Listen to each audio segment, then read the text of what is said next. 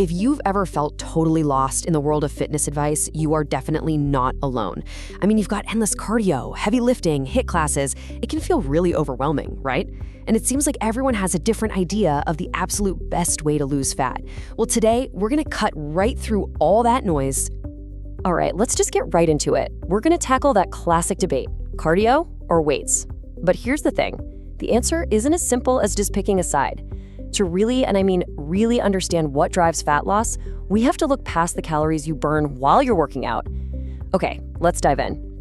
You know, the usual way of thinking is to look at the little number on the treadmill, the calories burned display. But that's just a tiny piece of the puzzle. The real secret weapon for fat loss, the thing that makes the biggest difference, doesn't even happen while you're at the gym. That's right. The real magic is in the recovery. What your body is forced to do in the hours, and yeah, even days, after you exercise is what truly kicks your metabolism into high gear and changes your body. And this brings us to the one core idea we're gonna break down today. So you've probably heard this term thrown around, the Afterburn Effect. But what is it really? Is it just some hypey fitness buzzword? Nope. It's a totally real, well-documented thing that happens in your body, and it has a pretty cool scientific name.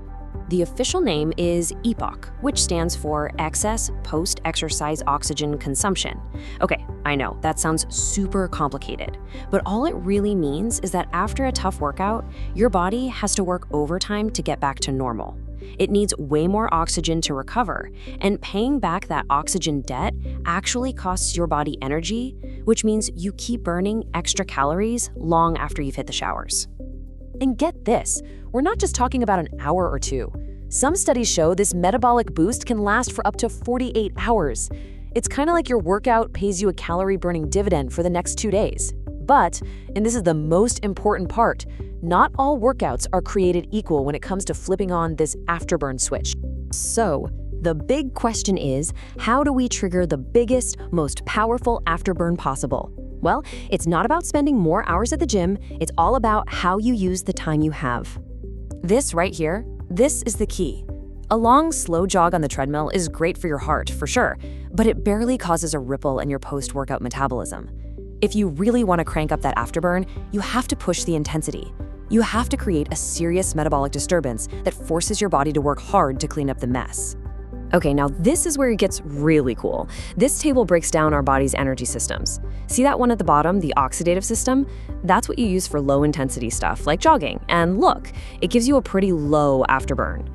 But now look at the top two, the phosphagen and glycolytic systems. These are your go-for-broke, high-intensity energy systems used for things like all-out sprints or a really heavy lift. They are what trigger the maximum afterburn effect. So here's what that looks like in the real world. You've got HIIT on one side and steady-state cardio on the other.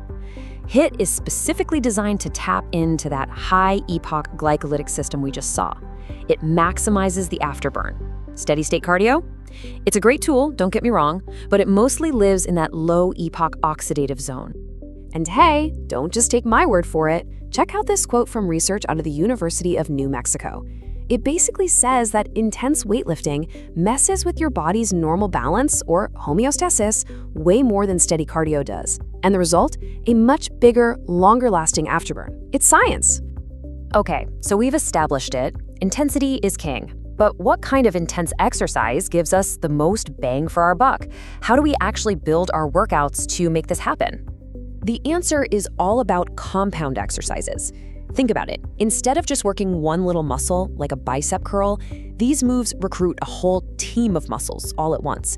Things like squats, deadlifts, push-ups, they demand a massive amount of energy from your entire body, and that is exactly what we need to trigger a monster afterburn. You know, a really smart and effective workout is built around these 6 fundamental ways our bodies are designed to move.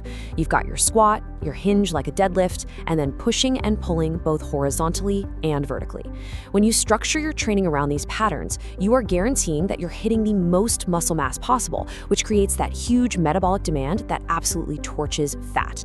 Now, what happens when you take those big, powerful compound moves and you shrink the rest periods between sets?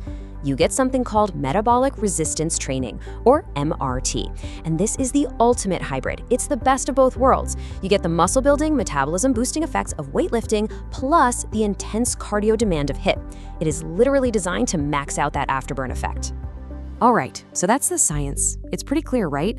But now, how do we turn all this knowledge into a smart, sustainable plan? Because this isn't about just destroying yourself in the gym every single day. Look, the point here is absolutely not to say you should never do steady-state cardio again. Not at all. It's a fantastic tool. The real goal is to understand what each type of exercise is best at so you can build a truly intelligent strategy for fat loss, one that also protects that precious, metabolically active muscle. So here's how you can actually put this into action. Let's break it down into 3 simple phases. First, you set your foundation. Just focus on being consistent with those big compound lifts and getting your form right. Phase 2 is all about implementation and refinement. This is where you start to push yourself a little, adding a bit more weight or an extra rep. That's progressive overload, and you just pay attention to how your body responds. And finally, phase 3, you assess. You take a step back, see what worked, what felt good, and use that info to plan your next attack. So let's just boil this all down. Here's your strategy in a nutshell. Number 1, prioritize resistance training. This is absolutely non-negotiable for keeping muscle while you're losing fat. Number 2, use HIIT strategically. Sprinkle it in for a massive metabolic kickstart. And 3, use that lower intensity, steady-state cardio for active recovery. Think of it as a tool that helps you bounce back so you're ready for your next intense workout. And that really just leaves us with one final crucial question to think about. The next time you walk into the gym, ask yourself this: are you training just to burn calories for the next 60 minutes? Or are you training to elevate your metabolism for the next 24 or even 48 hours? Because honestly, the answer to that question will change everything about how you train. Thanks for watching. Subscribe our channel, which give us motivation to make better content for you. See you in the next video.